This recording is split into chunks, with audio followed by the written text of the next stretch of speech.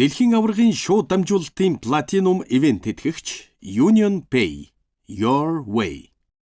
Дэлхийн аваргын ерөнхий ивент тэтгэгч Skytel. Ирээдүйг өнгөлнө.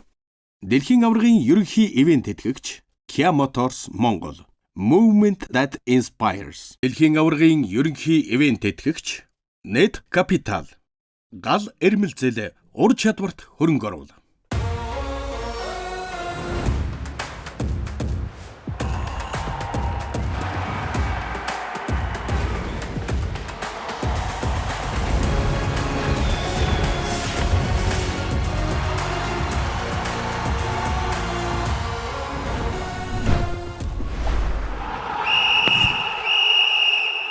Зургатынхоо өмнө дуглан байгаа бүх үзэгчдэд энэ өдрийн мэндийг хүргэе. За 2026 оны хөл өмгийн дэлхийн аварга шалгаруулах тэмцээний шууд дамжуулах эрхийг Миний Монгол Entertainment авсан. За тэгээ Миний Монгол Entertainment-аас та бүхэндээ цувралаар дэлхийн аварга шалгаруулах тэмцээний нэвтрүүлгүүдийг, контентуудыг хүрэхэд бэлэн болсон байна. Ингээд шүгэл дугаархын өмнө нэвтрүүлгийн маань эхний дугаар эхлэхэд бэлэн болжээ. За энэхүү нэвтрүүлгээр бид та бүхэндээ хөл өмгийн дэлхийн аварга шалгаруулах тэмцээнтэй холбоотой маш сонирхолтой баримтууд, мэдээллүүдийг, за мөн сонирхолтой зочдыг урьж оролцуулан дэлхийн аварга угтаа авах юм аа. 2026 оны дэлхийн аварга эхлэхэд хэдхэн сарын хугацаа үлдсэн байгаа. Тэгэхээр та бүхэн шүгэл дугаархын өмнө нэвтрүүлэгтээ хамт байж энэхүү мэдээллүүдийг хүлээн авч үзээрэй. Бас хамтдаа мэдээллээр аялаарай гэж хүсэж байна. Ингээд надтай хамт энэхүү нэвтрүүлгийг хөтлөө явуулахаар хөтлөгч Гэрэлмаа ажиллаж байгаа. Гэрлээдээ орой минь өдрийн минь хүргэе. Орой минь өдрийн минь. Тэгэхээр 20 дугаарын нэвтрүүлгийг хөл бөмбөгийн эксперт хамгаатайгаа хөтлөн явуулахдаа таатай байна. Тэгэхээр энэ жилийн дэлхийн аварга бол 3 улс дамнан 48 одоо улсын баг тамирчид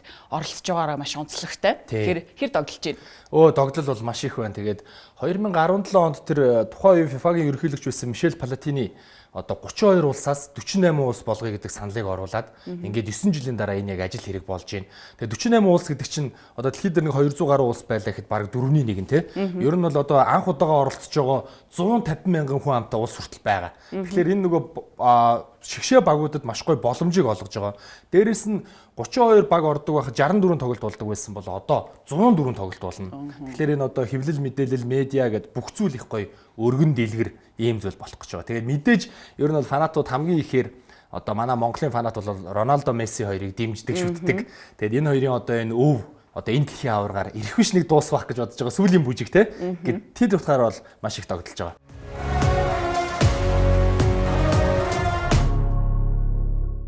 Дэлхийн аваргын албан ёсны түнш Coca-Cola. Дэлхийн аваргын албан ёсны дижитал эрх эзэмшигч Mobihome. Woo. Дэлхийн аваргын ерөнхий ивент тэтгэгч, багийн спортыг дэмжигч Голомт банк. Дэлхийн аваргын ерөнхий ивент тэтгэгч Rock. Үндэсний кофе брэнд. Нэвтрүүлгийн ивент тэтгэгч Ard App. 20 сая хүртэлх зээл хормын дотор. За гэрлээ ер нь энэ дэлхийн аваргаар ямар улсыг дэмжих вэ? Хэрвээ дэмжихээр болвол дэмжихээр бол би ягаад ч юм нөө Германд байсан болохоор ч юм Германад жоохон дэмждэг шүү дээ.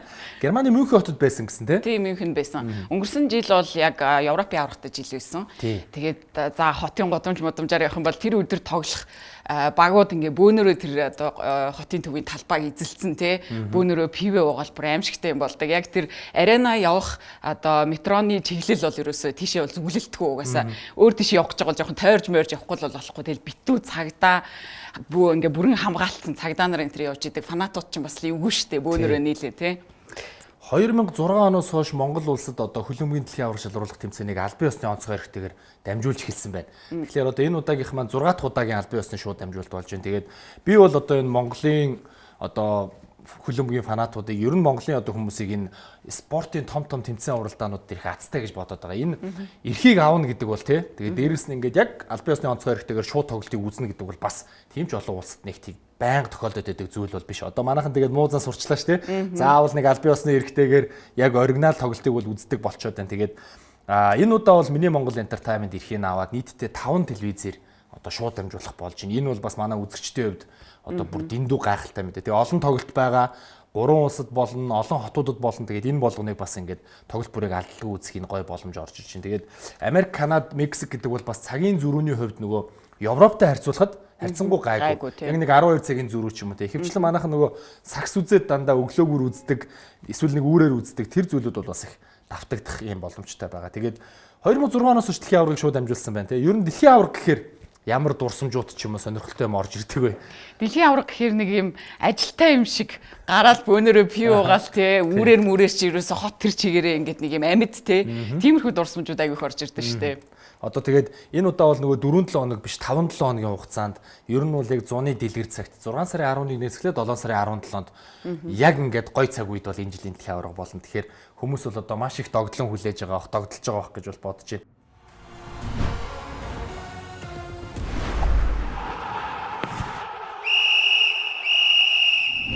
За хамтдаа үзэгчдэд баярлалаа. Шүгэл дугаархын өмнөх контент нэвтрүүлгийн маань эхний дугаар өнөөдөр явж байгаа. Тэгээд өнөөдөр бол 20 дугаарыг бид та бүхэндээ үзүүлнэ. Дугаар болгон тодорхой сэдвүүдийн хүрээнд явж байгаа. Энүүгээрөө бас бид нар яг хөл өмгийн одоо амин чухал болсон хэсгүүдийг одоо жижиг болон том зүйлүүдийг, деталь зүйлүүдийг бол танилцуулъя гэж бодож байгаа. Тэгээд өнөөдөр ямар сэдв байгаа вэ? За тэгэхээр өнөөдрийн сэдв бол хөл бөмбөгийн салшгүйний хэсэг болсон улаан хуудас гэсэн сэдв байна. За дэлхийн аварга шалгаруулах тэмцээн дээр улаан хуудас авна гэдэг бол зүгээр нэг тоглогч хөөгдөх тухай асуудал бол биш. Энэ бол түүх хэрэг мөч байдаг. Тэгээд нэг шүгэл, нэг карт тэгээд асуудлыг бол одоо үндснээр нь одоо бүрэн утгаараа шийдээд явцдаг. Яг гэвэл одоо өнөө цаг үед бүр ялангуяа энэ хөл өмгийн тактик, хувилбар, багуудын энэ ойрхон тэнцвэртэй байгаа зүйл бол бүр ойртцсон. Ийм зүйл дээр нөгөө 11 тамирчны эсрэг 10 тамирчин тоглоно гэдэг бол нөгөө нэгээр илүү бол мянгаар илүү гэж манайхаа ярьдаг шүү дээ, тийм. Яг тэр зүйл бол одоо яригадаад явцдаг байгаа. Тэгээд хөл өмгийн дэлхийн аварга дээр ялангуяа бүр ингээд хүмүүсийн санаанаас гардаггүй олон ийм бүр гайхалтай, гуниглмаар нөгөө багуудын хувьд баярламаар ийм улаан утсууд бол гарч илаа л да. Тийм учраас бид нар өнөөдөр бас хамгийн одоо сонирхолтой, хамгийн хил амтай сэдв учраас хамгийн нэгдүгээр дугаарт онцлцсон тийм. Тэгэхээр хамгийн анхны улаан хуудас өгөх шийдвэр 1970 онд гарч исэн. Тэгээ яг 1970 онд ерөөсөө өгөгдөж байгаагүй юм байлээ. 1974 оны дэлхийн аваргаар Чилийн тоглогч Карлос Касели хамгийн анхны улаан хуудасыг хүртэж исэн юм байлээ. Тэгэхээр одоо багийн гол тамирчин улаан хуудас авах юм бол дараагийн нэг чухал тоглолтыг өнжнө гэдэг багт бас их хохиролтой. Тэгээ нөгөө богино хугацааны тактикаа өөрчлөн, хувилбаруудаа солино гэхлээр дасгалжуулагчийн хувьд бол бас толгойн өвчин болчихж байгаа тийм. За хэдүүлээ энэ дэлхийн аваргатай холбоотой улаан хуудасны талаар холбоотой одоо топ 10 улаан хуудас ер нь юу болж исэн бэ гэдэг мэдээллийг бас хамтдаа үзье. Тэгээд студид эргээд уулзъя.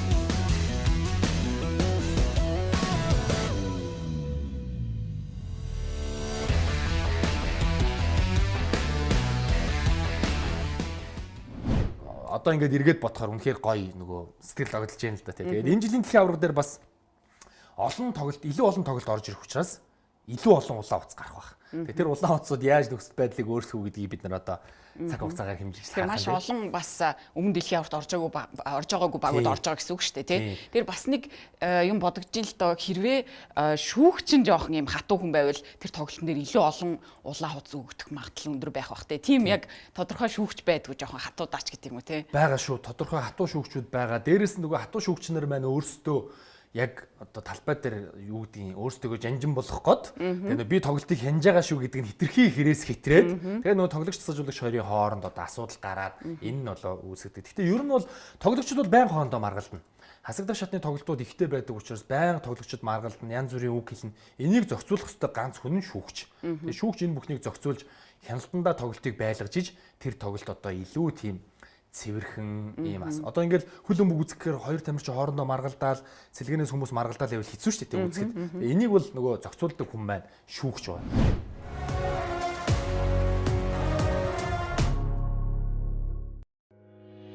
Азийн нойрны төлбөр тооцооны сүлжээ UnionPay. Та UnionPay картаа ашиглан дэлхийн 183 улсад гүйлгээ хийхээс гадна олон улсын төлбөр тооцоо, онлайн захиалга, цахим худалдааг төвөггүй хийх боломжтой.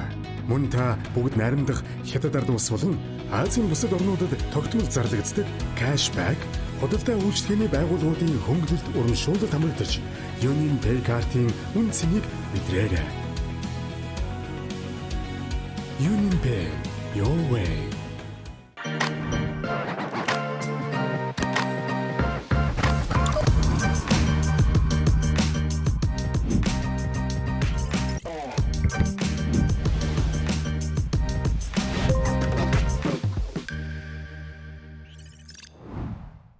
Social Pay.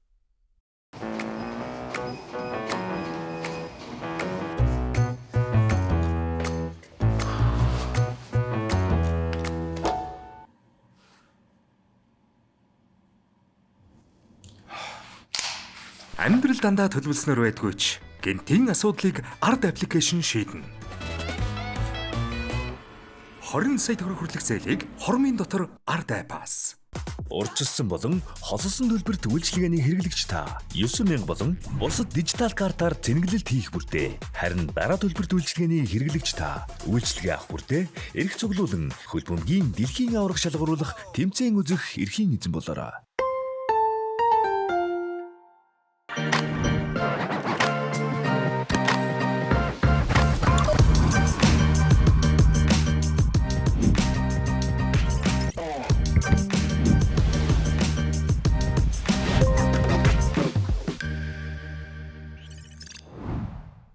Social Pay. Хувийн санхүүгээ төлөх хүсэл төрсөн юм биш үү? Хүлээх хэрэггүй. Хүснээ ав. Netpaid хувааж төлөх боломж бий. Ганцхан л товш. Гайх хэрэггүй. Хүссэн бараагаа худалдаж ав. Одоо харин хүслээ бод. Дижитал зээлийг цөөн алах маань. Netpaid боломж бий.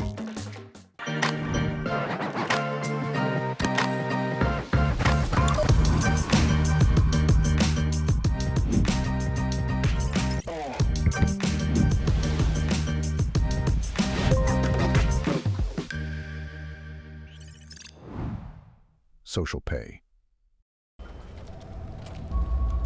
Хувийн санхүүгээ төлөх хүсэл төрсөн юм биш үү? Хүлээх хэрэггүй. Хүснээ ав. Netpaid хувааж төлөх боломж бий. Ганцхан л товш. Гайх хэрэггүй. Хүссэн бараагаа худалдаж ав. Одоо харин хүслээ бод. Дижитал зээлийг цөөн алах маань. Netpaid боломж бий.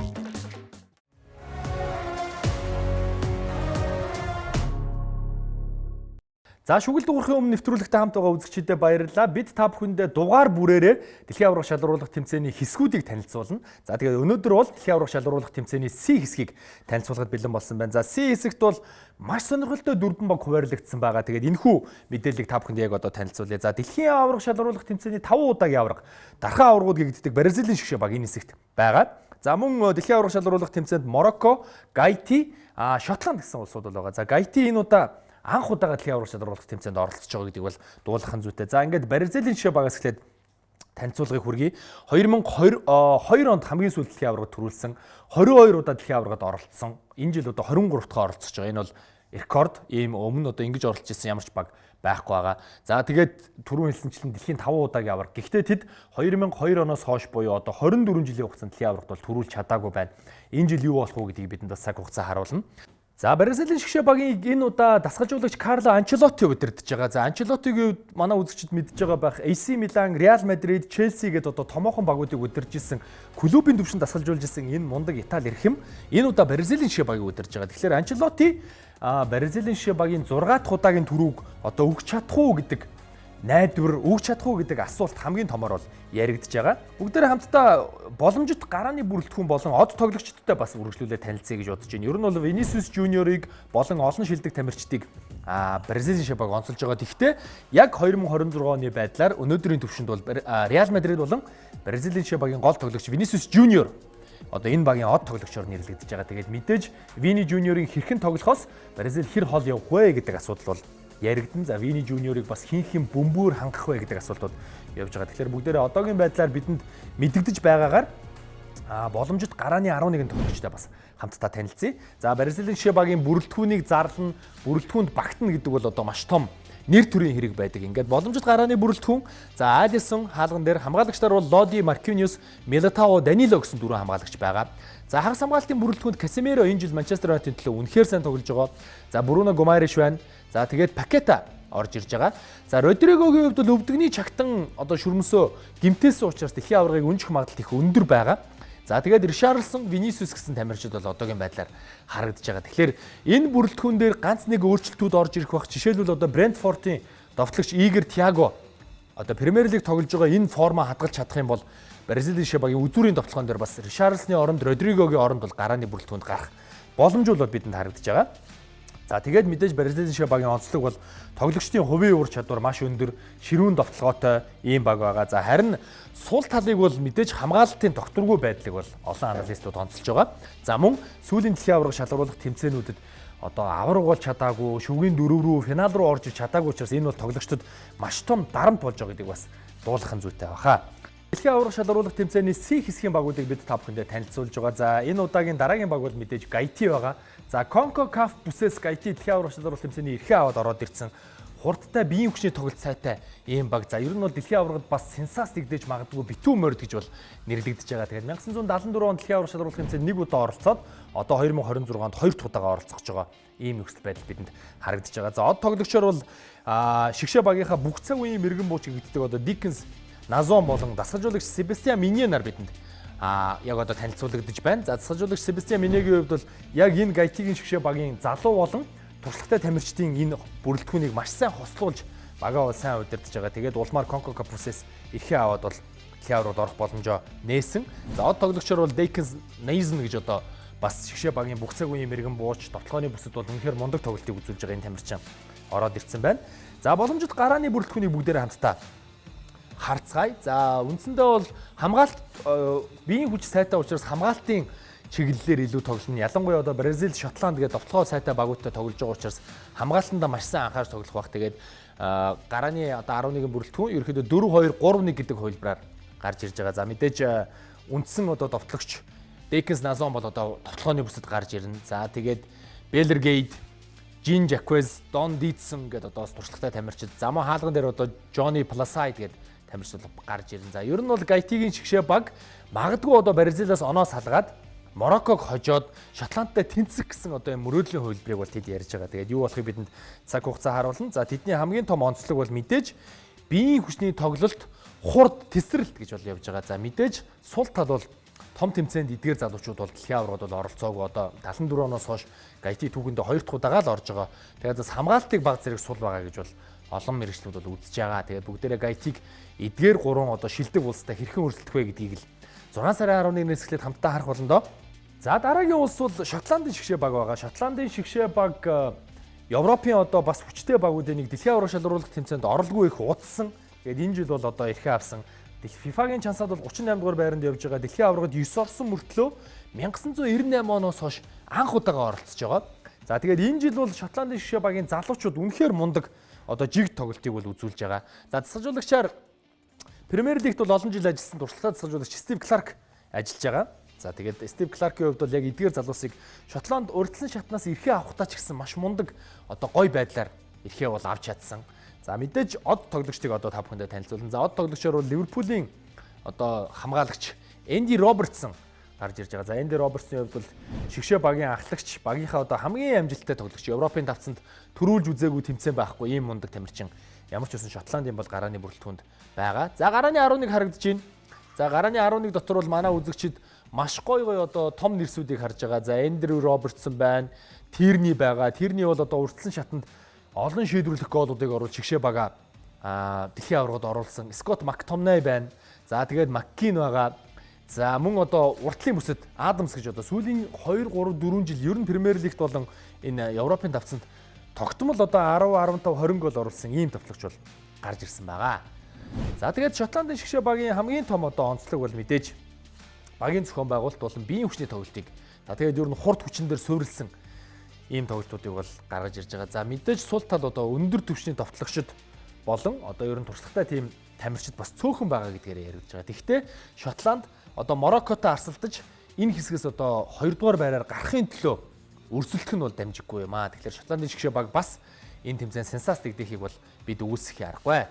За дэлхийн аварга шалгаруулах тэмцээний C хэсгийн дараагийн баг Морокко улсын баг байгаа. За Африк ТV-ийн хамгийн шилдэг багуудын нэг. За магадгүй бүр энэ 2026 оны Африк ТV-ийн аврагч болж болзошгүй нөхцөл байдал Сенегал болон Мороккогийн маргаантай тоглолтын үүднээс үүссэн байгаа. Тэгэхээр дэлхийн аварга шалгаруулах тэмцээнд оролцсон. За 2022 оны дэлхийн аварга шалгаруулах тэмцээнд бүхнийг алмааруулж, бүхнийг гайхшруулж шүгийн дөрөвт үлдсэн.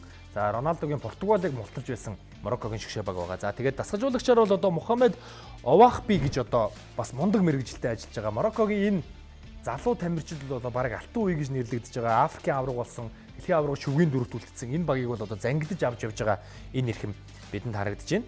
За тэгээд дэлхийн аварга шалгаруулах тэмцээнд Мороккогийн хувьд бол дэлхийн чансаанд 8 дугаар байранд бичигдэж байгаа энэ багийг за мэдээж Ашраф Хакими одоо удирдах байгаа. Тэгээд лидер нь бол одоо Ашраф Хакими явж байгаа. Ойлгомжтой Францын Paris Saint-Germain баг тоглодог ийм тамирчин байна. За засгалжуулагч болон од тоглогч нартай танилцсан. Одоо бүгдээрээ гарааны тамирчдыг хамтдаа харцгаая. За ерөнхийдөө бол 4-1-4-1 гэдэг хувилбар 4-3-3 руу ч бас хувирах боломжтой ийм хувилбар. Хаалган дээр одоо 22 оны баатруудын нэг Боно харагдаж байна. За төвийн хамгаалалт болон жигүүрийн хамгаалалт бол хүчтэй байгаа. Мазруи байна, Хакими байгаа. Төвийн хагас дээр Амрабат гарч ирэх магадлал өндөр байгаа туршлагаараа тийм. За тэгээ Хаким Зих байгаа. Софиан Буфал байгаа. За довтлооны бүсэд бол одоо Английн Премьер Лигт болон ер нь Европод бас л одоо 10-15 голыг тогтмол оруулаад байгаа. Насир Эннесри гэж тогтлогч байгаа. Тэгэхээр эдгээр тамирчид за тэгээд сэлгээтэйгээ Брахим Диаз орж ирнэ. Брахим Диаз бол өнөөдөр бас довтлооны бүсэд гарааны бүсэд гарах өндөр магадaltaйгаар Мороккогийнхоо төлөө тоглоно. Тэгэхээр Мороккогийн шгшээ баг бол одоо Бразилтай арсалдаж Шотланд Гайти хоёрыг аргалаад дэлхийн аваргаас бол хэсгээсээ гарнаа гэж олон мэрэгчлэнүүд бол тэдний фаворитоор дүгнж байгаа. Тэгээд хамгаалтын зохион байгуулалт сайтай сөрөг довтлогоо бол мундаг хийдэг. За харин сул тал бол довтлооны одоо доктортой байдал баг зэрэг таарав гэсэн юм мэдээлэл бол байгаа. Гэхдээ Морокко бол ер нь Африк ТV төлөөлөөд дэлхийн аварга шалгаруулах тэмцээнд бол нэлээд хол давхинаа гэж бол яригдж байгаа. Ингээд дэлхийн аварга шалгаруулах тэмцээний C хэсгийн 4 багийг бид та бүхэндээ танилцууллаа. За бүгдээрээ дараагийнхаа болон дараагийнхаа зочдын ярилцгаар бас өргөжлүүлээд уулзцолноо.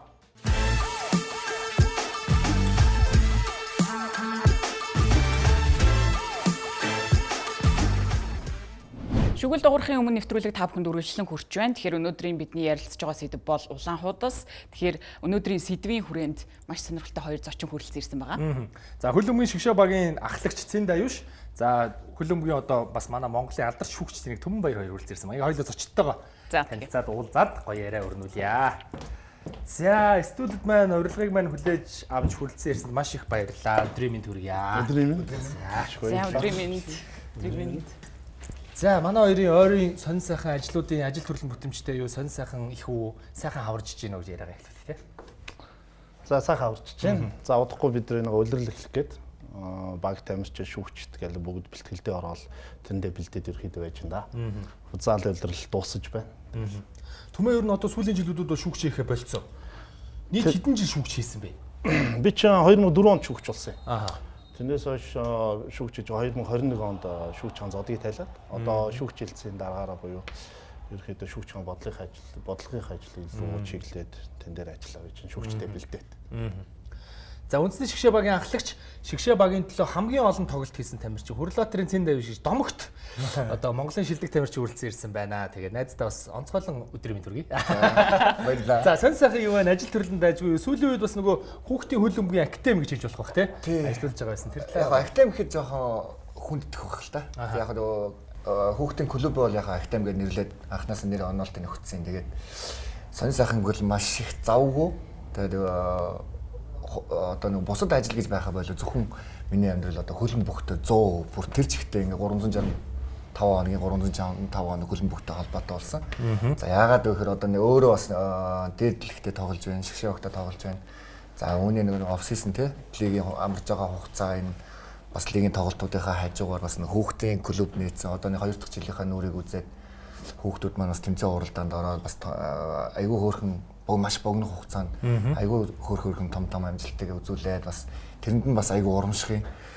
Тэгээд ер нь яг залуу ч гэх юм уу те яг 20 гараал тоглож байгаа үедээ би бас боддог байсан л та. За би ер нь төгсөөд юу хийх вэ? Би хөлбөмбөг тоглоо болохоор юу хийх вэ гэж өөрөөсөө асуудаг байсан. Яг нэг тухайн нөгөө гал нас зүг чинь бол зөвхөн тоглохоор боддог байсан бол одоо жоохон ойрын хэдэн жилийн хугацаанд яг юу хийх вэ гэж бодсон. Тэгэл яг хүн бол чаддаг юмараа, хайртай юмараа цаашаа амьдралаа үргэлжлүүлэх нь хамгийн зөв юм байна гэдэг бодоод би нэг 2 жилийн өмнөөс нэг хөлбөмбөгийн хүүхдийн клуб нээгээд энэ маань ч яг үр өгөөж өгöd одоо бол миний амьдрал бол хөлбөмбөгөөс бол нэгэн цар шиг сайхан холбогдоод одоо гэж цаашаа үргэлжлэх хаа гэсэн найдлага тавиал явна.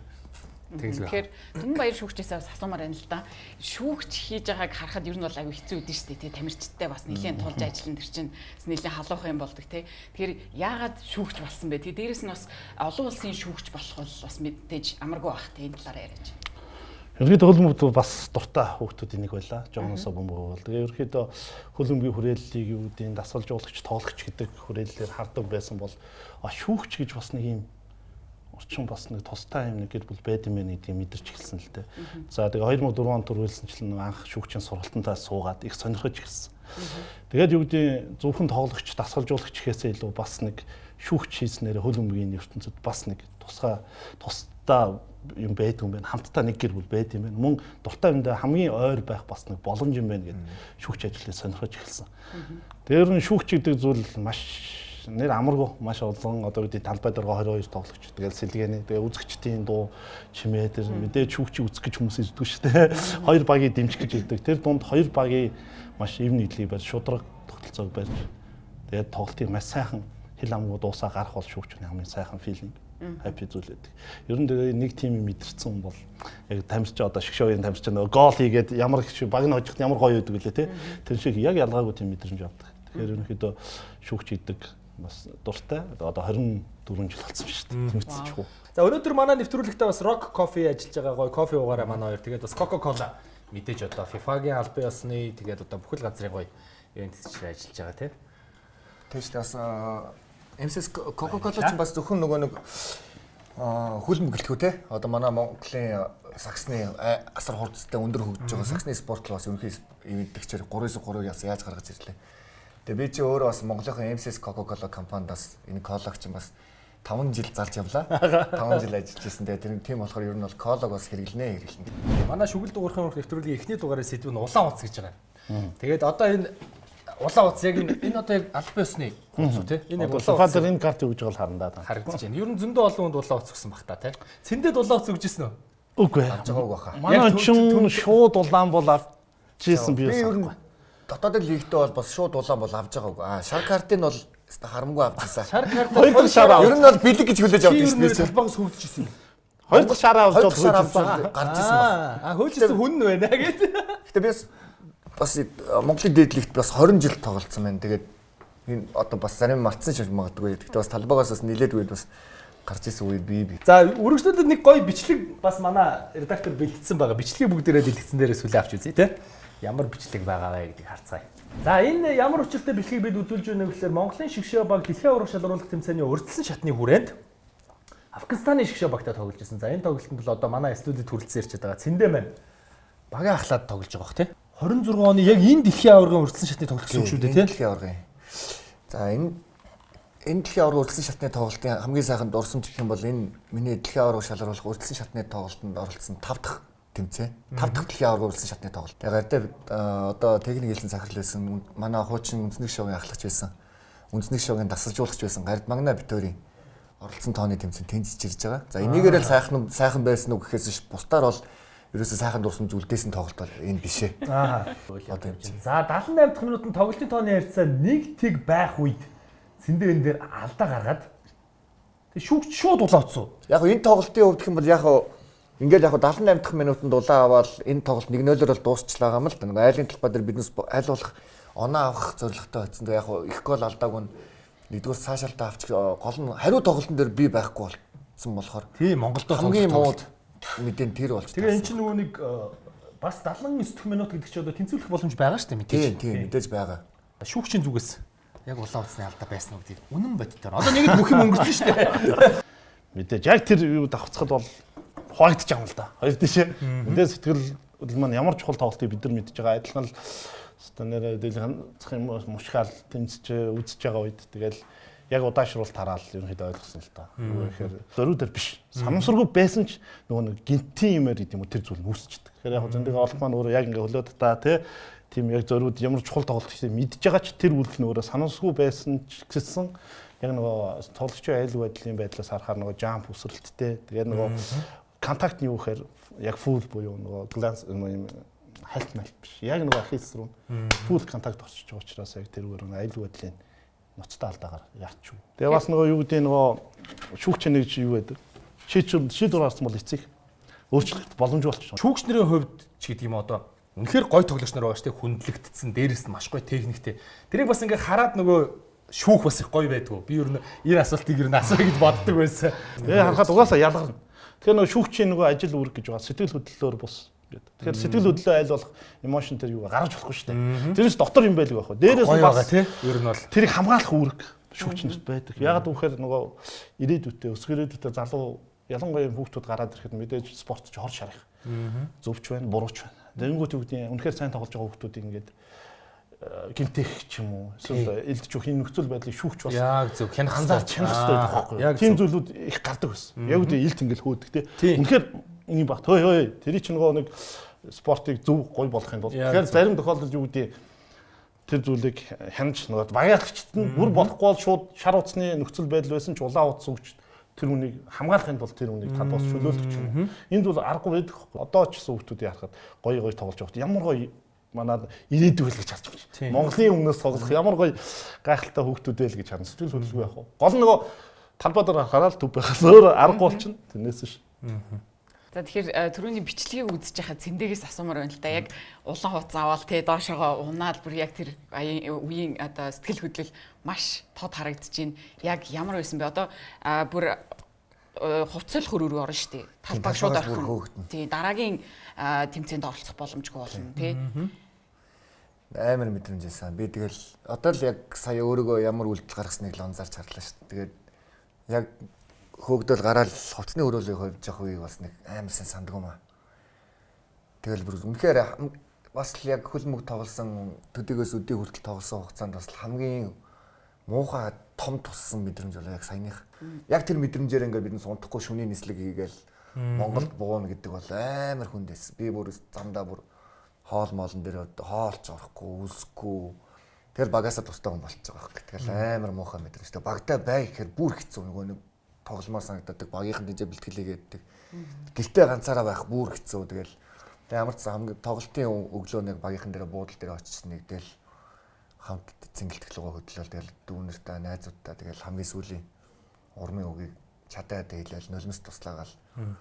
Яаж игээл та нар минь хожоод гараад ирээрэй гэж уйлжсэн нь бол айгуу тод сайн санаж тэгэл гудаалгаал тэгэл салсан. Гаднаас нь харна гэдэг бол хэцүү тий. Харахгүй баг байсан дээр шүү дээ тий. Тоглолтыг яг ийм өөрийгөө буруутгах зүүч энэ төр тий. Яг тэр дээр манайх амар хомс. Яг хамгийн чухал юм чи одоо ер нь дэлхийн хөлбөмбөг те хөгжлийн хэрээр бас сэтгэл зүйч гэдэг чинь өөрөө бүр айгүй том тоглолтын өмнө дундуур те том тоглолтын дараа тэгээ энэ одоо энийг 3-4 хоногийн хугацаатай хариу тоглолтыг болчихж байгаа шүү дээ. Энэ дээр чи одоо хамгийн том драма хийн авсан те тэр хүнтэй ингээд сэтгэл зүйч нь бас нэг тулж ажилладаг. Тэр зүйл дээр бас манай спорт бас жоохон дутмаг. яг энэ бол хамгийн хэрэгтэй гэж бас л бодож явдаг. Тэгээ одоо яхаа хөгжлийнхаа үе шатн дээр явж байгаа болохоор энэ зүйлүүд дээр бас дараагийнхаа бас залуу тамирчид үндэсний шоу дээр бас анхааруул их зүгээр санагддаг. Тэгээ яг уулзахгүй биш яг нэг авч хамтарч ажиллаж ингээд удаан хугацаанд яваагүй ч гэсэн яг нэг удаа хоёр удаа бас телевизийн сургалт аваад биднээсээ уулзч ирсэн л да. Нэг удаа суухад л чих амар онгойж байгаа юм чи. Тэр хүн хажууд биднээсээ хамт байрлаад явбал биднээсээ тоглолтын сэтгэл зүй талбайд гарахын өмнөх биеийн байдал бие хэр бэлдэх үү гэдэг зүйл дээр бол асар том өөрчлөлтөд оролцох юм шиг санагддаг. Миний ялангуяа манай цэнгэлдэг чинь нөгөө нэг яг талбайтайгаа ойрхон болгоно үзэгчдийн чимээ амар сонсогдно. Тэгээ юу гэж байгаа нөгөө чи яс таалаад өгмөг гэж нөгөө ахнар махнарын үзэгчд ойрлонгоо чи нөгөө буруу зүйлээ өөгшүүлэл нөгөө хяналтаа алдаал нөгөө хүн хосох ч юм уу те. Янз бүрийн нөгөө нэг алдаа гаргадаг. Нэг ийм хоёр төрөл дээр бас нөгөө нэг сэтгэл зүйчийн юу чинь л хамгийн чухал.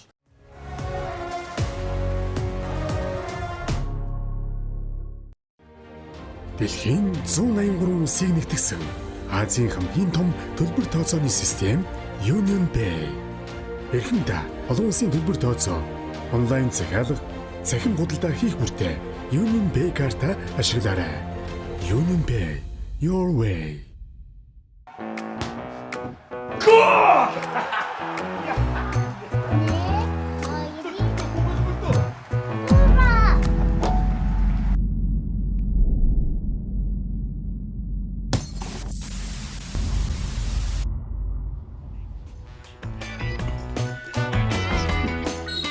Амьдрал дандаа төлөвлөснөр байдгүй ч гэмтийн асуудлыг ард айп шийднэ. 20 сая төгрөг хүртэлх зээлийг хормын дотор ард айпаас.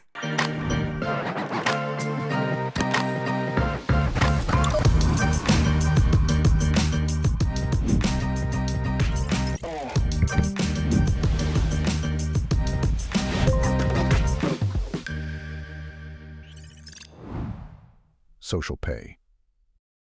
Урьдчилсан болон хосолсон төлбөрт үйлчилгээний хэрэглэгч та 9000 болон бусад дижитал картаар зэнгэлэлт хийх бүртээ. Харин дараа төлбөрт үйлчилгээний хэрэглэгч та үйлчилгээ авах бүртээ эрх цуглуулан хөл бөмбөгийн дэлхийн аврах шалгаруулах тэмцээн үзэх эрхийн эзэн болоорой.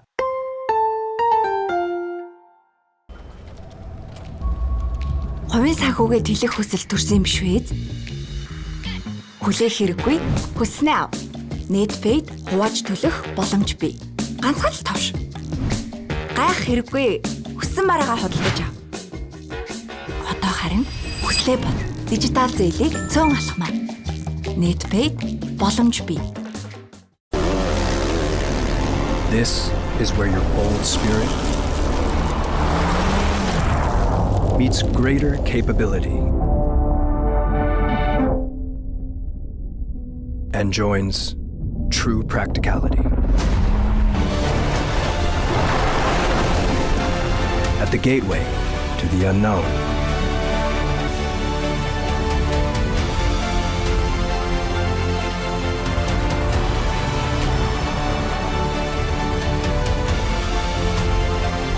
Dive into a new dimension. Keep Tasman. Kia, movement that inspires.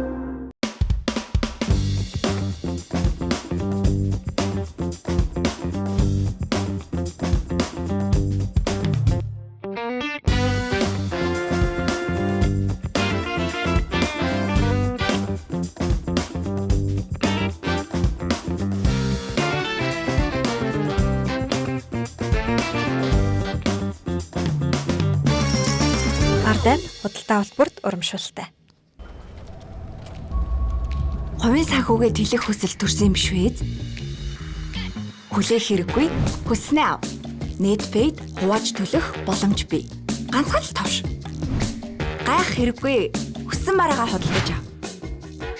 Одоо харин хүслээ бод. Дижитал зээлийг цөөн алхмаа. Netpaid боломж бий.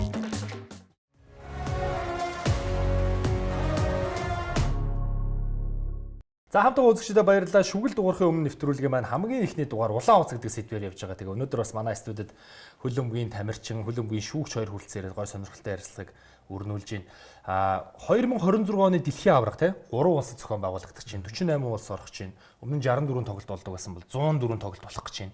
Энэ жилийн ер нь дэлхийн аваргыг хэрэг хүлээж байна. Манай хоёр бас тус-тусдаа одоо Монголын шигшээ багаасаа өөр аль аль шигшээ багуудыг дэмждэг вэ? Хэнийг дэмждэг вэ гэдэг. Тэрүүгээр гоё яриагаа өрнүүлээ. Би миний хувьд бол яг 2002 оны дэлхийн аваргаас эхэлж хөлн бүгдстэй эргэж буцалтдаг бол тэгэл орж исэн яг нэг бүдүүр Роналдо ш тэ бидний дийлдгээр тэрэнд дурлал тэрэнд хайртай болол Бразилийн үнж фанат тэг яг сүүлийн жилүүдэд бол 2002 оноос хойш тий сүүлийн жилүүдэд бол ер нь бол жоохон үнэлэмж жоохон буураад ер нь 100% дэмжих нь жоохон буураад өөр баг гэдэг Английн Премьер Лиг их үзэх дуртай. Тэгээд тэр утгаараа Английн багийг битүүхэндээ бас фанатлчууд дэмждэг. Тэгээд би ч өөрөө клуб гэх юм бол Реал Мадридын үнж фэн. Тийм тэгээд ороо нэг ойлцсон. Тэгэл тийм байна. Яг шүтэг тамирчин гэх юм бол Роналдо дуртай. Тэгээд ер нь бол одоо нэг хүүхэд байхдаа нэг гол хийж байгаа хүмүүс гоё харагддаг байсан бол одоо бол нэг яг өөрийнх нь байрал дээр ч юм уу те төвийн хагас дээр тоглож байгаа тоглогчдын тоглолтыг илүү харах дуртай. Яг бөмбөгтэй үедээ хаана явж ийн, бөмбөггүй үедээ хаана явж ийн гэдэг үүднээс нь үзхийг хичээдэг. Тэгээд тэр маань одоо нэг хүүхдүүдэд хичээл ордог болохоор тэр талын илүү харахыг үздэг дуртай. Нэг ямар гоё гол орсон тийм сонирн биш байдлаар. За тэгэхээр манай Түмэн шүүгчийн маань хувьд дэмждэг баг, дэмждэг улс. За миний хувьд бол Англиг дэмждэг. Одоо тэмцээр байгаа. 2002 оны дэлхийн аваргаас хойш ерөөхдөө Англи жилийн жилдэлт гэл азгуудах юм. Хүлээсээр идэг, хүлээж гоё бүрэлдэхүүнтэй тий.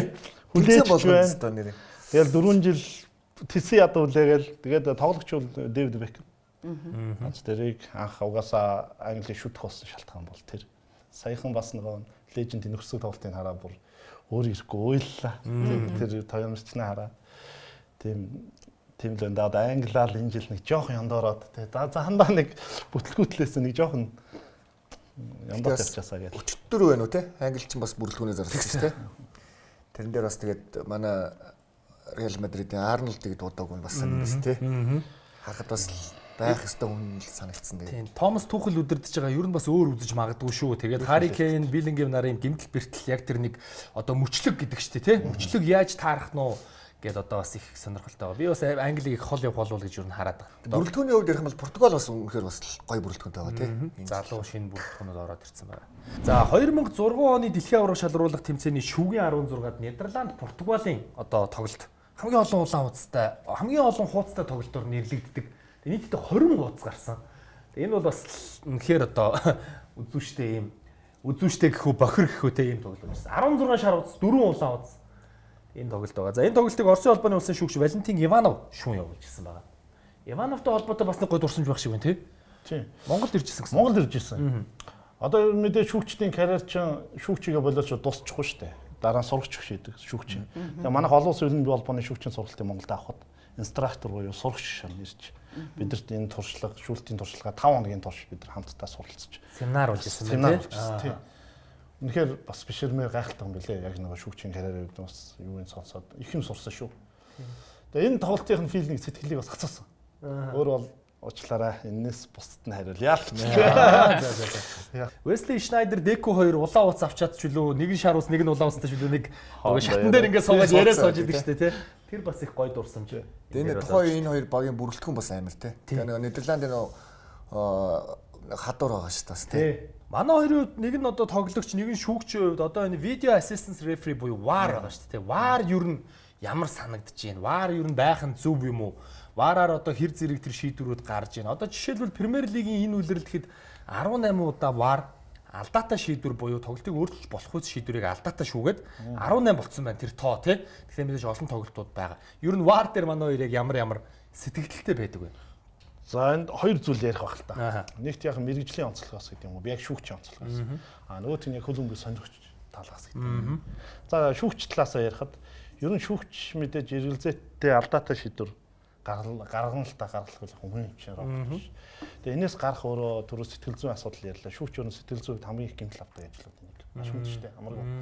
Гарч ичээл нэгэд байна гэж байхгүй юу? Заалчгүй хожих хэвээр зүйл дээр нь шүүгчийн буруус олж хожигдсон бол Тэн чинь ганц шүүгчийн алдаа байхгүй байхгүй. Хаалтан бүхэл бүтэн улс иргэнтэй юу гэдэг бүхэл бүтэн тэр багийн амжилт бүтэн жилийн хөдөлмөр дэлхийн авахаар бол 4 жилийн мөрөөдлийн өгөх хэмжээний том зүйл. Яг мэрэгжлийн талаас харуул энэ алдаа бол маш хүнд хүлээн зөвшөөрөх аргагүй.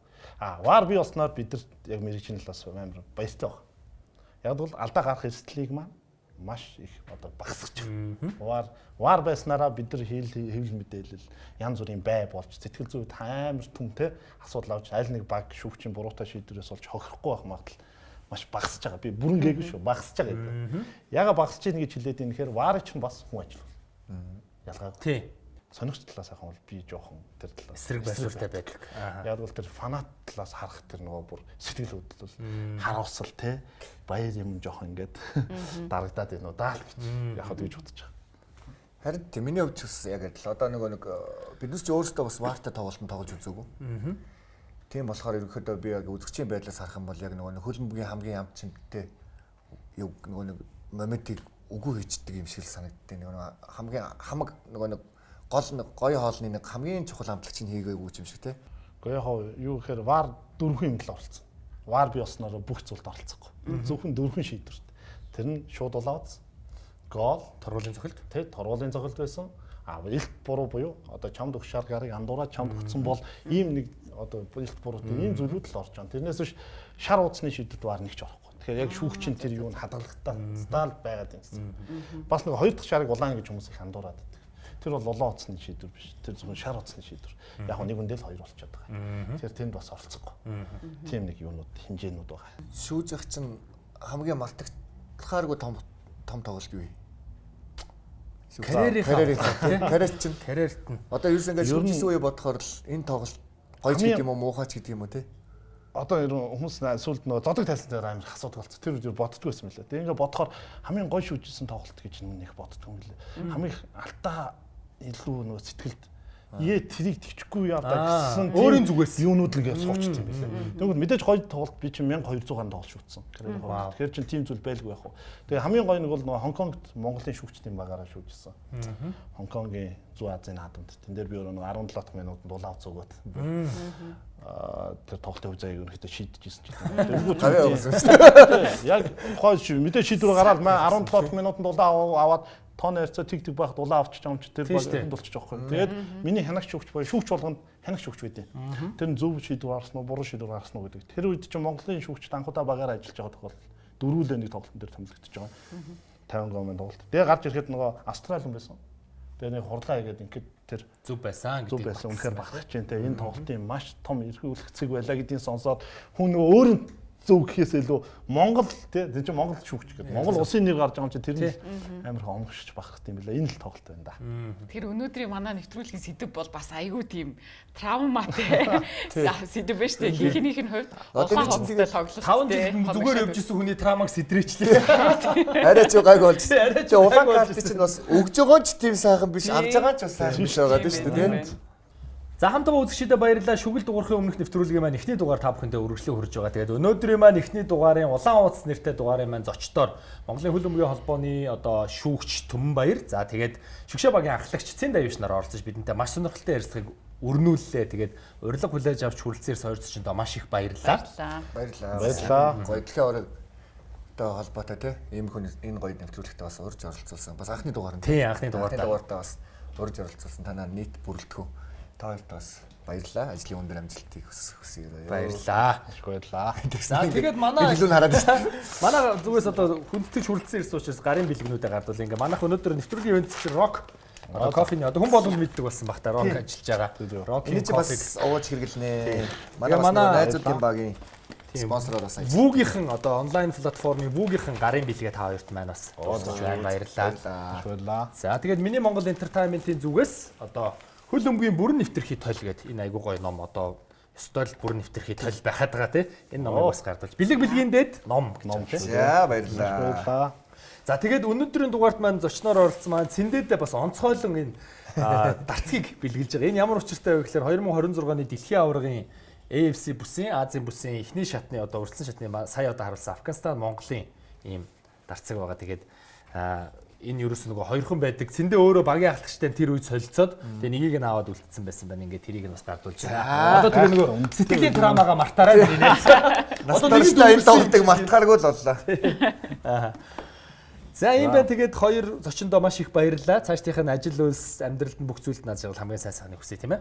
За маш баярлалаа. Тэгээд та нарт урьж оролцуулж бас энэ сайхан халуун дулаан өчний бүрдүүлж бас хөлбөмбөгийн талаар шүүгчний талаар яриад бас хамтаа үеийн бас тоглолтын шүүжээс үеийн залуучуудтай ярилцах маш сайхан байлаа. За тэгээд би миний зүгээс бас хөлбөмбөгийн холбооноос танаа нэвтрүүлэг дурсгал болгоод энэ шалгуулаа утсыг бас. За баярлалаа. Ашиглаа. Гэрлээ улаан утас нь авна. За. За ингээд хамтаа үзэгчдэд баярлалаа. Бүгдээрээ үргэлжлүүлэн дараагийн болон мэдээллүүдтэй хүлээн авч үзэх болно. Шүгэл дуурахын өмнөх нэвтрүүлэг маань үргэлжилсэн байна.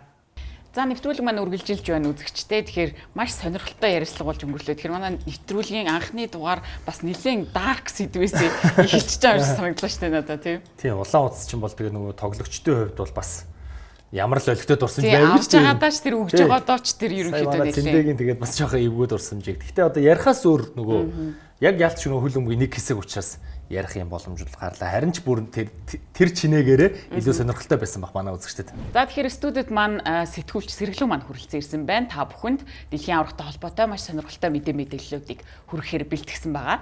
Сайн уу Сэргэлүү нэ? Сайн байцгаана уу? За орой минь. Өнөөдөр ер нь ямар мэдээллүүд бэлдсэн бэ? Хоёр хөтлөгчтэй баярлалаа. Тэгэхээр нэвтрүүлгийнхаа энэ удаагийн дугаарт 2026 оны хөл бөмбөгийн дэлхийн авраг шалгаруулах тэмцээний тоглолтууд явагдах цэнгэлдэх хүрээлэнгүүдийн талаар онцлохоор бэлдсэн. Түүхэндээ анх удаа 3 улсад буюу Америкийн нэгдсэн улс, Мексик, Канадад хөл бөмбөгийн дэлхийн авраг шалгаруулах тэмцээн зохион байгуулагдах гэж байна. Америкийн нэгдсэн улсын 11 хот, Мексикийн 3, Канадын 2 гээд нийтдээ 16 хотын 16 стадионд энэ удаагийн дэлхийн аврагын аялал маань өрнөх юм а. Тэгэхээр өмнө нь 2 удаа 1970 болон 1986 онд дэлхийн аврагыг хүлээн авч байсан туршлагатай Мексикийн Ацтек стадионд 2026 оны дэлхийн аврагын нээлтийн тоглолт явагдаж энэхүү гайхалтай түүхэн домогт стадион маань 3 дахь удаага дэлхийн аврагыг хүлээн авах гэж байна. Анх 1966 онд үе таалгаа нээсэн нийт 87 мянган хүний суудалтай уг стадион нь Латин Америкийн хамгийн том, хамгийн их хүн амтай хотуудын нэгт ордог Мексик улсын нийслэл Мехико хотод байдгийг хөл бөмбөг сонирхогчид маань мэдвүзээ. Тэгвэл 2026 оны шинэхэн дэлхийн аврагыг шалгаруулах финалийн тоглолт маань Америкийн нэгдсэн улсын Нью Жерси дэх MetLife стадионд явагдах юм. 82500 хүний суудалтай өмнө нь Супер Боул болон дэлхийн алдартай оддуудын тоглолт зэрэг томоохон арга хэмжээ шоунууд зохиогдож байсан гайхалтай задгай стадион гэдгээрээ онцлог юм. Тэгвэл 16 стадионоос маань хамгийн их хүн хүлээн авах хүчин чадалтай нь Даллас хот дох AT&T стадион юм. 100 мянга хүртэлх хүн хүлээн авах хүчин чадалтай. Тэр ч утгаараа энэ дэлхийн аврагын хамгийн олон тоглолт буюу 9 тоглолт уг стадионд маань явагдах юм а. Тэгвэл эдгээр 16 стадионоос хамгийн сүүлийн үеийн шинэхэн стадион нь Лос Анжелес хот дох SoFi цэнгэлдэх юм. 2020 онд 5 тэрбум $5 өртгөөр баригдсан уг цэнгэлдэх нь хамгийн сүүлийн үеийн технологи дизайнаар хийгдсэн хамгийн орчин үеийн стадион гэдгээрээ онцлогтой. Дээвэртээ 360 градус бүхий 100 дэлгэцтэй тул та энэ стадионы хаанч ямар ч судалт суусан бүхнийг харах боломжтойгоор их онцлог. Америкийн нэгдсэн улс, Мексик улсуудын хувьд өмнө нь дэлхийн аврагыг хүлээн авч байсан туршлагатай бол Канада улсын хувьд энэхүү гайхалтай тэмцээнийг анх удаа их орондоо зохион байгуулах гэж байна. Ванкувер хотын BC Place цэнгэлдэх гэхэд 60 мянган хүн хүлээн авах хүчин чадалтай бол Торонтогийн BMO Field нь 30 мянган хүний хүчин чадалтай. Аль аль цэнгэлдэх нь өмнө нь томоохон урлаг спортын арга хэмжээнүүдийг зохион байгуулж байсан. Тэр ч утгаараа энэ удаагийн дэлхийн аврагч мөн гайхалтай зохион байгуулах үзье. 3 улсын 16 хотын 16 стадион Домогт Ацтек стадионоос эхлээд нүсэр том гайхалтай MetLife стадионд 2026 оны хөл бөмбөгийн дэлхийн аврагын аялал маань дуусах юм а. Эдгээр стадионууд нь бүгд өөр өөрийн уур амьсгалтай, өөр өөрийн онцлогтойч дэлхийн өнцөг булан бүрээс цуглах хөл бөмбөгийн фанатуудыг хүлээн авч маш гайхалтай мартагдашгүй цаг мөчийг өнгөрөөнө гэдэгт итгэж байна. Шүгэл дуурахын өмнө нэвтрүүлэг маань үргэлжилсээр байгаа. Бүгдээрээ хэсэг хугацаанд завсарлаад студид эргээд уулзъя.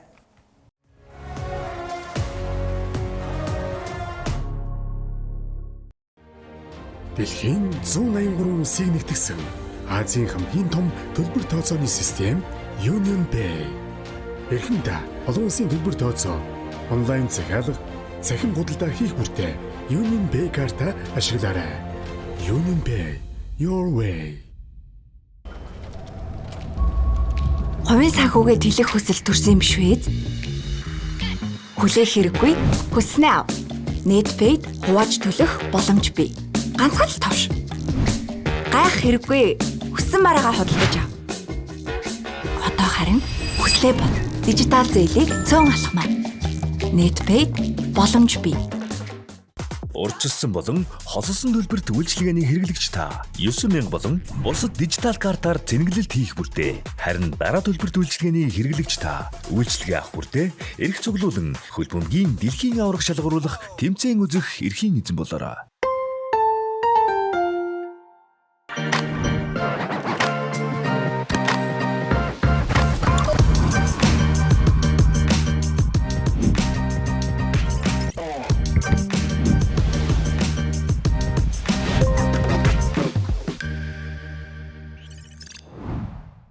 Social Pay.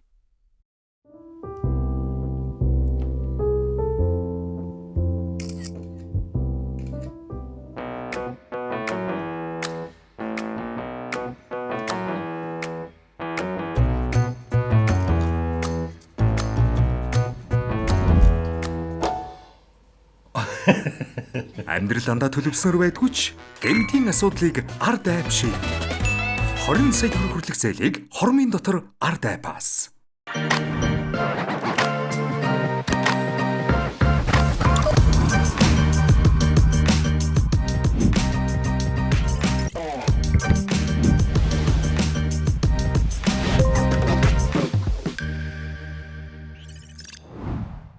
Social Pay.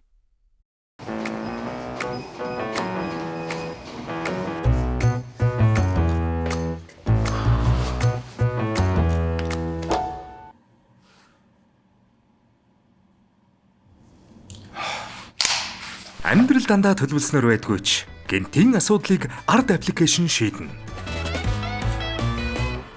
20 сая төгрөг хүртэлх зээлийг хормын дотор ард айпаас. Хувийн санхүүгээ тэлэх хүсэл төрсөн юм биш үү? Хүлээх хэрэггүй. Хүснээ ав. Netpaid хувааж төлөх боломж бий. Ганцхан л товш. Гайх хэрэггүй. Хүссэн мараагаа худалдаж ав. Одоо харин хүслээ бод. Дижитал зээлийг цөөн алхмаа. Netpaid боломж бий.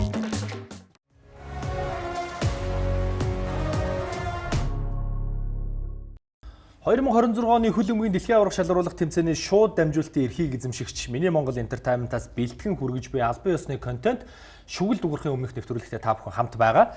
За нэвтрүүлгийн маань болон дэлхийн аваргын шууд дамжуулалтын Platinum event тэтгэгчээр Union Pay, Your Way.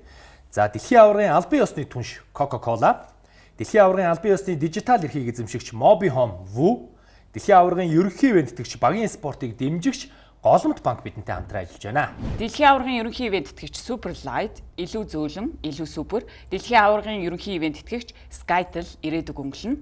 Дэлхийн аваргын ерөнхий ивент тэтгэгч Kia Motors Монгол, Movement that Inspires. Дэлхийн аваргын ерөнхий ивент тэтгэгч Rock.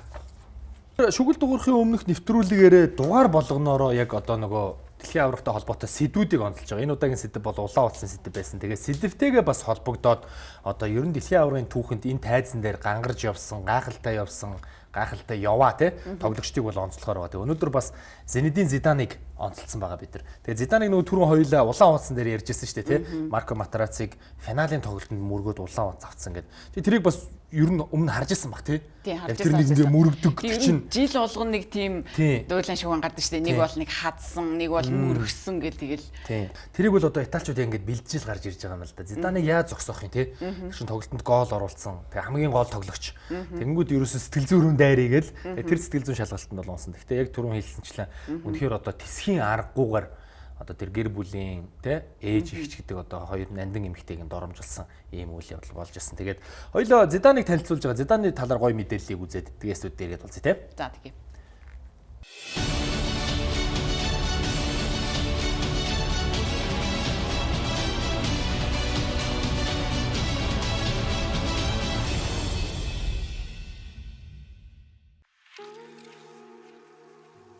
Алжир гаралтай Францын домогт хөл бөмбөгчин Зинедин Зидан 1972 оны 6 дугаар сарын 23-нд Францын Марсель хотод мэндэлжээ. Тэр бол дэлхийн аварга, Францын шигшээ багийн түүхэнд хамгийн том нөлөө үзүүлсэн тоглогч юм. Довтлох чиглэлийн хагас хамгаалагчийн байрлалд тоглож, уран гоёмсог хууралт, талбайг харах чадвар, гайхалтай бөмбөг эзэмшилтээрээ дэлхийн техник байлдан дагуулсан Зизу нь Францын шигшээ багийнхаа хамтаар 3 удаа дэлхийн аварга шалгаруулах тэмцээнд тоглосон билээ. 1998 оны дэлхийн аварга шалгаруулах тэмцээнийг нутагтаа зохион байгуулсан францчууд туршлагатай чадварлаг тоглогчдын ачаар шигшээ тоглолтод тунаж үлдсэн. Харин Зизу тэдэнд хүсэн үлээсэн анхны дэлхийн аваргын алтан цомыг авчирхад голлох гавьяаг байгуулж хүчтэй өрсөлдөгч Бразилийг 3-1 харьцаатай хожиход 2 голыг мөргөж оруулсан билээ. Харин 2002 оны дэлхийн аварга шалгаруулах тэмцээнд аварга хамгаалан оролцсон 3 өнгөтнүүд маш муу тоглож хэсгээсээ шалгарч чадаагүй байдаг. Гол шалтгааныг нь Зидантай холбоон тайлбарладаг бөгөөд учир нь тэрээр бэртлийн улмаас эхний 2 тоглолтод оролцох боломжгүй байсан юм. Бэртэл нь гүйцэд идгээгүй Зидан маань хэсгийн сүүлийн тоглолтод хөгжөөн дэмжигчдийн төлөө талбайд гарсан ч бүх зүйл нэгэнд өнгөрсөн байлаа. Францын шигшээ баг тус тэмцээнд ганц ч гол оруулж чадаагүй юм. Үүнээс 4 жилийн дараа 34 настай Зинедин Зидан дахин нэг удаа шигшээ бага ахалж дэлхийн аварга шалгаруулах тэмцээнд оролцлоо. Зиданаар ахлуулсан францчууд яван чангарч, тоглолтоос тоглолтод Зизу гангарч, шилдэг тоглолтоо толилуулсаар байлаа. Тэрээр шүвгийн 16-ад Испанийг буулган авахд гол оруулж, шүвгийн 8-д Бразилийг мултлахад хожлын голын дамжуулалтыг өгч, тус тоглолтын шилдэг тоглогчоор нэрлэгдсэн. Харин хагас шигшээд Португалийн шигшээ багийг нутаг буцааж, хожлын голыг өнөөхөл Зидан оруулж байсан түүхтэй. Ингэж тэд шигшээ тоглолтод шалгарч, Италийн эсрэг хүч үзэхээр болсон юм. Финалийн тоглолтыг францчууд гайхалтай эхлүүлж, ердөө 7 дахь минутанд Зидан торгуулийн цогцолтоос гол оруулж, багтаа тэргүүллийг авчирсан. Харамсалтай нь тоглолтын төгсгөл нь эхлэлшгэ байсангүй.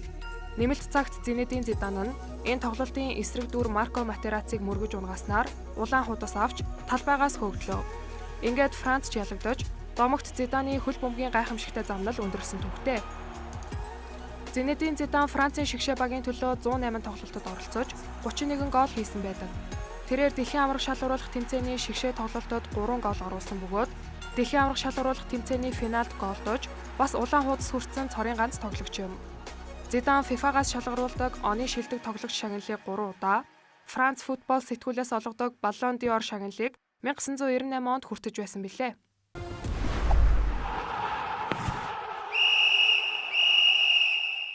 «2026 оны хөл өмгийн дэлхийн аварга шалгаруулах тэмцээний шууд дамжуулалтын эрхийг эзэмшигч Миний Монгол Entertainment-аас бэлтгэн хүргэж буй шүгэл дуурахын өмнөх албан ёсны цуврал контент та бүхэндээ үргэлжлэн хүрсээр байгаа. За дэлхийн аваргын шууд дамжуулалтын Platinum event тэтгэгчээр Union Pay Your Way, дэлхийн аваргын албан ёсны түнш Coca-Cola, дэлхийн аваргын албан ёсны дижитал эрх эзэмшигч Mobi Home Woo, дэлхийн аваргын ерөнхий ивент тэтгэгч Багийн спортыг дэмжигч Голомт банк бидэнтэй хамтран ажиллаж байна. Дэлхийн аваргын ерөнхий ивент тэтгэгч Superlight илүү зөөлөн илүү супер. Дэлхийн аваргын ерөнхий ивент тэтгэгч Skytel ирээдүг өнгөлөн. Дэлхийн аваргын ерөнхий ивент тэтгэгч Kia Motors Монгол Movement that Inspires. Дэлхийн аваргын ерөнхий ивент тэтгэгч Rock бидэнтэй хамтран ажиллаж байна. За тэгэхээр бид дугаар болгоноороо дэлхийн аварга шалгаруулах тэмцээн болох хотуудыг цувралаар та бүхэнд хүргэх болно. Ингээд Stories from the Series болон та бүхэнд хүргэж байна. Намайг Майкл Рендер гэдэг. Гэхдээ хүмүүс намайг Алуурч Майк гэдэг нэрээр минь илүү танив. Энэ бол Атланта хот. Атланта гэхээр хүмүүсийн санаанд буудаг зүйлсийн нэг бол яа харахгүй дуу хөгжим. Атланта бол маш олон дог зүйлсээр баялаг төвөгтэй хот.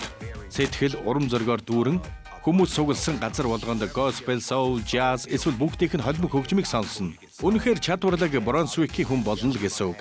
Хэрвээ юм үзмээр байвал Piedmont Park их гоё. Эхнэр маань Beltline-аар явах их дуртай.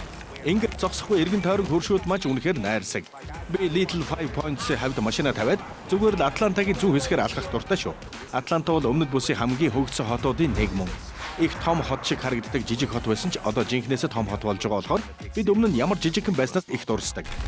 Эндхийн хүмүүс бусадтай ярилцахдаа чин сэтгэлээсээ байдаг.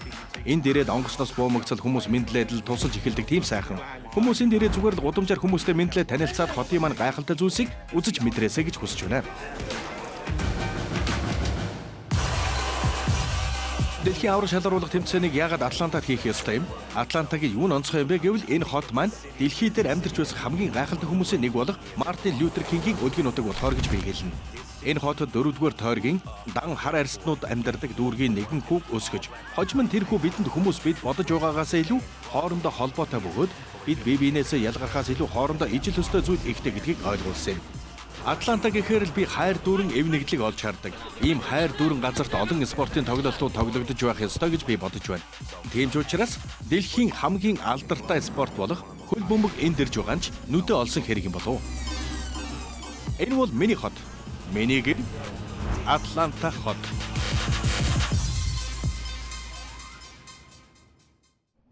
Хамтдаа үзэгчдэд баярлалаа. Шүгэл дуурахын өмнө нэвтрүүлэг маань та бүхэндээ үргэлжлэн хүрж байгаа. За нэвтрүүлэг маань энд хүрээд эхний дугаар маань жаргах цаг болж байна. За өнөөдрийн дугаараар бол улаан хуудас сэдвтэйгээр бид та бүхэндээ сонирхолтой мэдээллүүдийг хүргэсэн, зочдыг оруулсан. За бас дэлхийн аварга шалруулах тэмцээний нэг хэсгийг онцолж тамирчдыг бол баг тамирчдыг бол онцолсон байгаа. Тэгээд бас мартагдахааргүй зүйл мэдээж авах шиг боллоо те гэрлээ. Тэглэв яг. Би яг нэвтрүүлэг эхлэхэд бол улаан хуудсыг ийм хүнд сэдв гэж огт бодоогүй тэгсэн чинь өгж байгаа авж байгаадаа ийм хүнд одоо өчнөө олон жилийн дараа ч гэсэндээ травма сэтэрч одоо би яг хажууд улаан хуудас авж исэн өгж исэн хоёр хүнтэй ярилцахад бол тэр мэдрэмжийг бол яг одоо баг байгаа юм шиг мэдэрлээ те.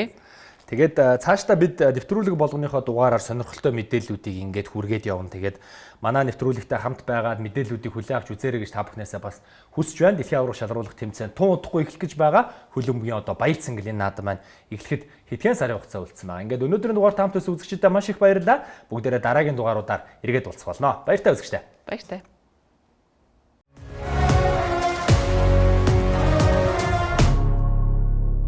Дэлхийн аваргын шууд дамжуулалтын платинум ивент тэтгэгч Union Pay Your Way.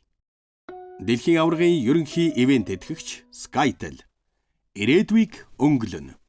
Дэлхийн аваргын ерөнхий ивент тэтгэгч Kia Motors Монгол. Movement that inspires. Дэлхийн аваргын ерөнхий ивент тэтгэгч Net Capital. Гал эрмэлзэл ур чадварт хөрөнгө оруул. Дэлхийн аваргын албан ёсны түнш Coca-Cola. Дэлхийн аваргын албан ёсны дижитал эрх эзэмшигч Mobihome. Woo. Дэлхийн аваргын ерөнхий ивент тэтгэгч багийн спортыг дэмжигч Голомт банк. Дэлхийн аваргын ерөнхий ивент тэтгэгч Rock. Үндэсний кофе брэнд. Нэвтрүүлгийн ивент тэтгэгч Ard App. 20 сая хүртэлх зээл хормын дотор.